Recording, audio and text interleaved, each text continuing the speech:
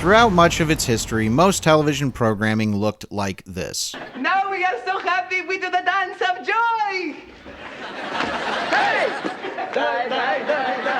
And while some shows were more serious than others, they all followed a similar formula based on episodic storytelling.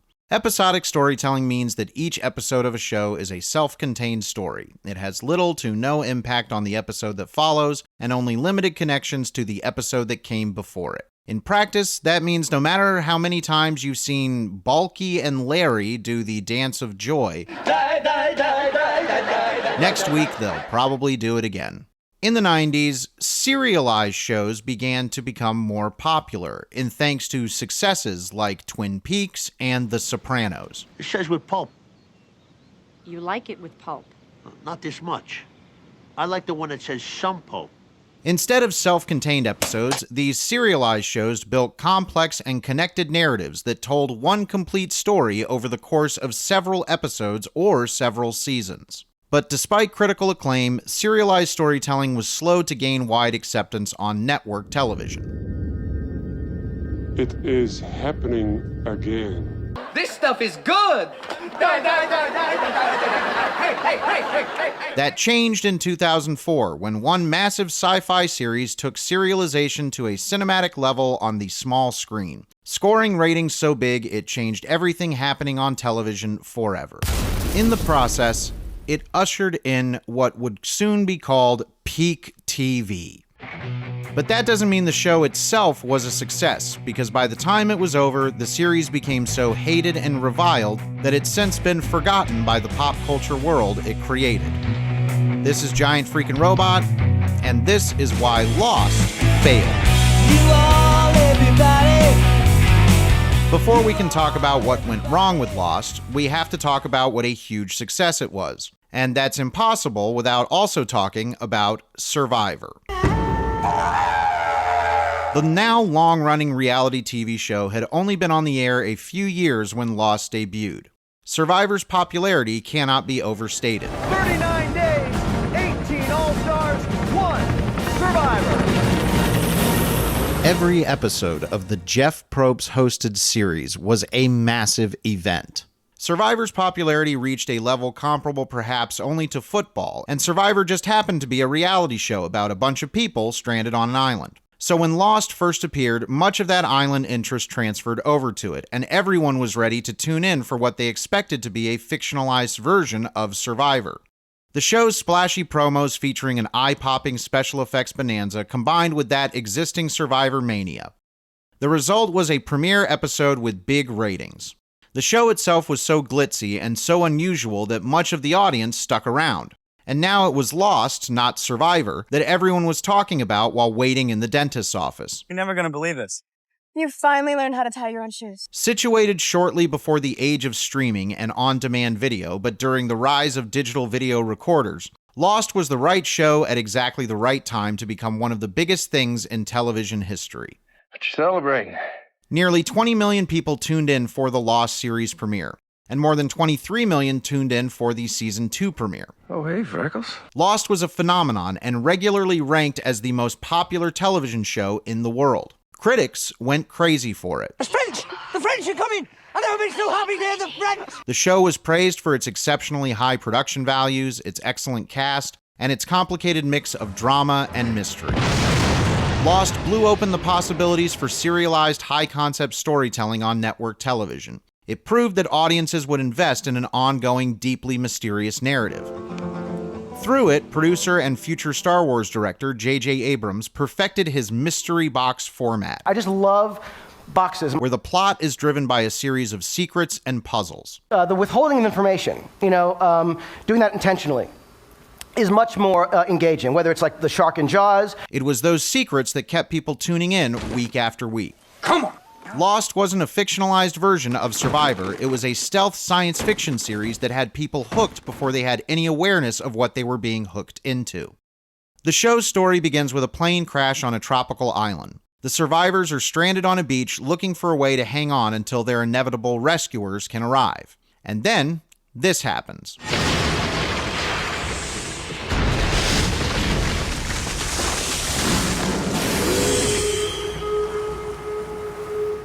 It turns out this is no normal island. There's a smoke monster and a hatch that leads to a secret underground area.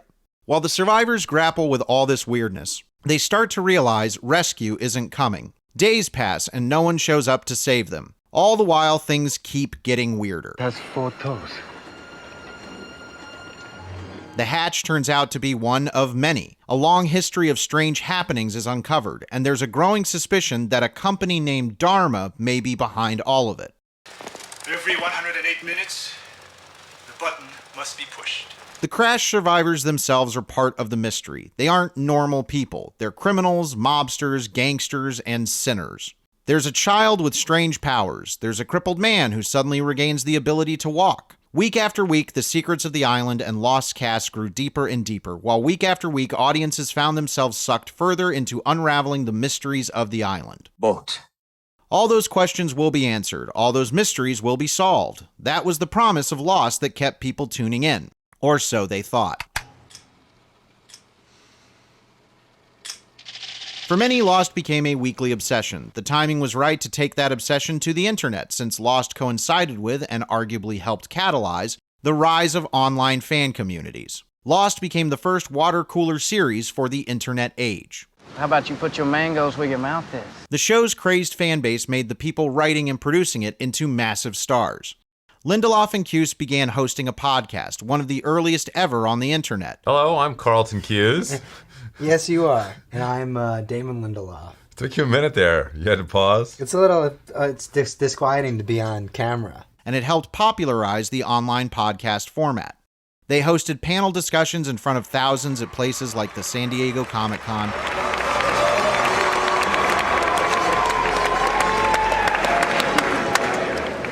Hey, Carlton. where people flocked in hopes of hearing the tiniest hint as to where Lost was going.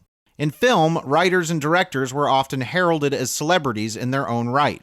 But Lost made behind-the-scenes creatives like J.J. Abrams, Damon Lindelof, and Carlton Cuse into household names. Lost mania was at a fever pitch. Have a cluckety-cluck-cluck day, Hugo. Everything about television and pop culture was changing in the orbit of its inexorable pull. There was just one problem. None of the people making Lost knew where the show was going or what any of it meant. Probably the question we get asked most is, are you guys making it up as you go along? That lack of direction makes sense when you realize where Lost came from. It wasn't a labor of love birthed into existence by some creative with an amazing idea or plan.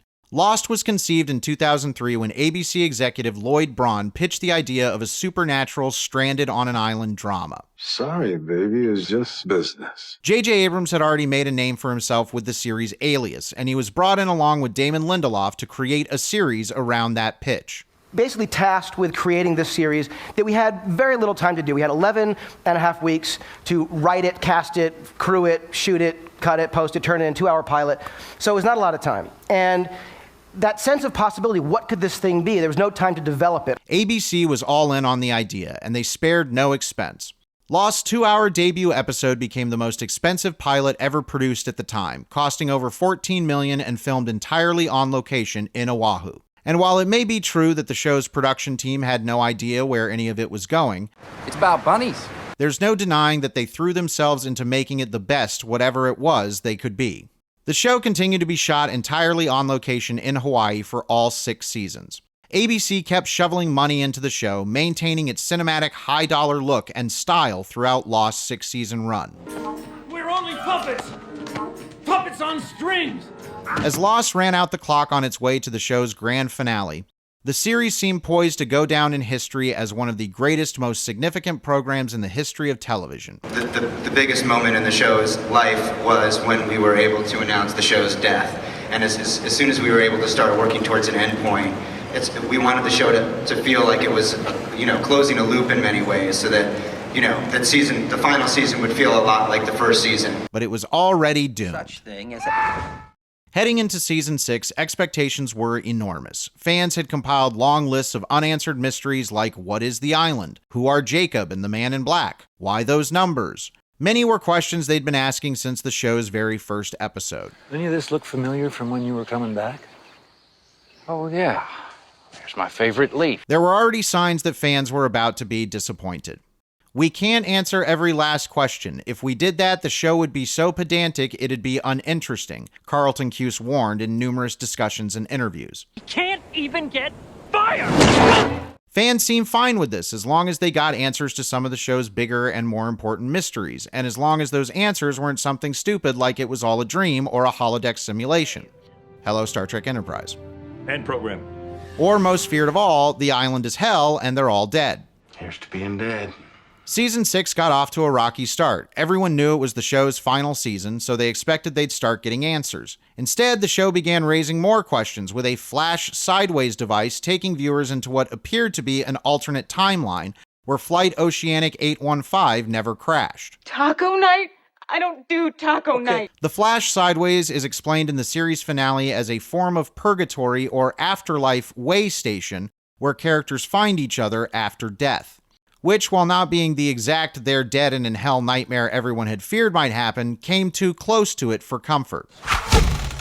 But at least the flash sideways got an explanation. Not so for everything that happened in the previous 5 seasons of time travel, pirates, and magical healing powers.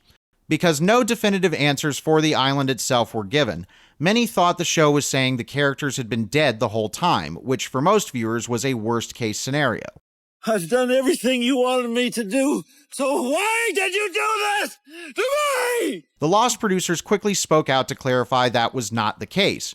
Obviously, we're not dead. Obviously. But if people couldn't figure it out from watching the show on their own, then the series did something very, very wrong. Nitroglycerin is extremely temperamental, so we...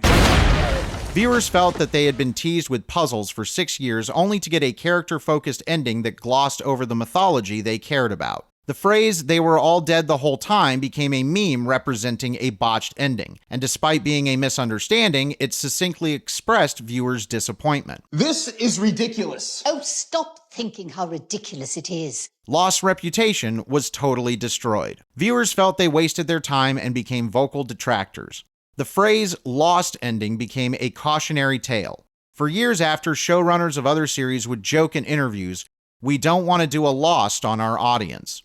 Apparently, I'm evil. The goodwill the show built up turned into a punchline. Many walked away from Lost feeling as if they'd been ripped off. That feeling of betrayal persists today. Don't you pity me? With a better ending, Lost would be remembered as one of the greatest science fiction shows of all time. Instead, it's a footnote, a cautionary tale, a warning for those who promise more than they can actually deliver. Battlestar Galactica, another serialized series released around the same time to much smaller numbers, is still lavished with YouTube tributes and constant social media discussion. But it's as if Lost never existed. What's in your hatch? Leave a comment and let us know if you've got Lost mystery figured out. And if you enjoyed this video, don't leave us in purgatory. Give it a like and subscribe to this channel for more from Giant Freaking Robot. You all, everybody. You all, everybody. Acting like it's stupid people wearing expensive clothes. Question? Is it okay now? Now we are so happy, we do the dance of joy. Die, die, die, die, die, die, die, die, die.